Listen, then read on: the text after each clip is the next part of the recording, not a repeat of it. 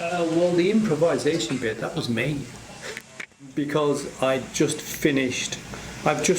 done two works, both of which were kind of like very carefully kind of like planned beforehand. Mm-hmm. So the work's going to be like this, the work's going to be like this. And then it was like quite a short time from the finish of one work at the university in National Taiwan University of the Arts. Yeah.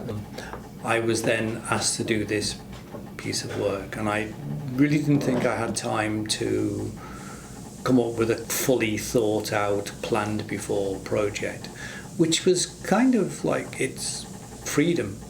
So okay, if I go down there and I bring certain sets of materials with me and certain things, and then I just play and see what happens. And that it means, of course, that it is site specific, because what is driving the work is a mix between me playing with the materials and things I've got, and all, you know, using ways of working that I already have, and then the kind of ideas that are coming from the site itself. And a lot of the ideas that came from the site itself was the fact that it was still being built. So there was lots of materials and things happening all the time. So that then drives into it. And then this idea, which also comes from the way the gallery is built, means that it functions like a big camera, because it's got a window at one end, but it's quite a dark space. So that then led to one of the ways that camera obscura. Yeah, camera obscura. So then I just playing with the lenses, which were not brought to for that purpose. The original idea was that they were just going to be used as magnifying lenses, maybe on books with lights. But then as soon as I thought, oh, hang on, it's a camera obscura. So in theory, if I place the lens 30 centimetres from the wall, then it will focus, and it did. And it was interesting that when I was doing the talk, that some people were going, how does this work? Oh, wow, what's this? Okay. No, it's just the simplest thing ever.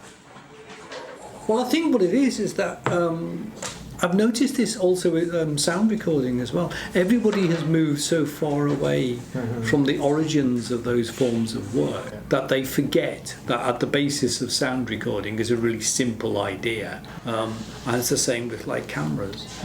And all the digital stuff that goes on top of that is amplifying and playing with the original way that it works.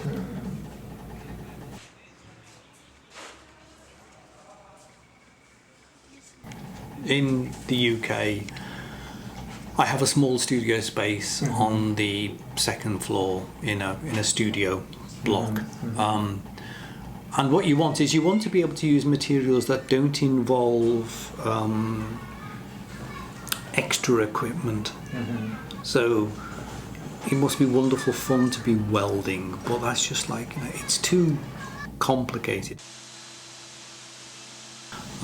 Whereas if you can use various kinds of building materials, which are wood, timber, plywood, plasterboard, you can build things quite fast, and the only machines you need basically are drills and cutting equipment. So it makes it fast. And then the lenses, I like using those because of that trick. People forget that trick.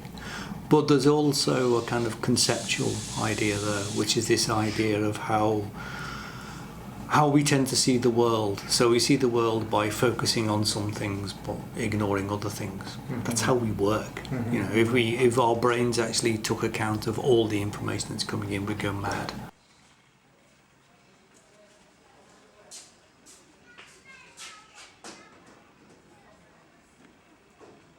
Working in those spaces, originally I was technician. So I was involved in the process of making spaces and installing other people's artworks. And what that showed to me very clearly is this idea of like the autonomous artwork, the artwork as being unaffected by everything surrounded it is just not true. And you realise quite fast the things that you're building, which are seen as not art because you're just a technician, are actually fundamentally affecting how people see what is regarded as the art. So that then makes you realise how the whole thing is a complete work. Yes. And that is always tied into my work since that time.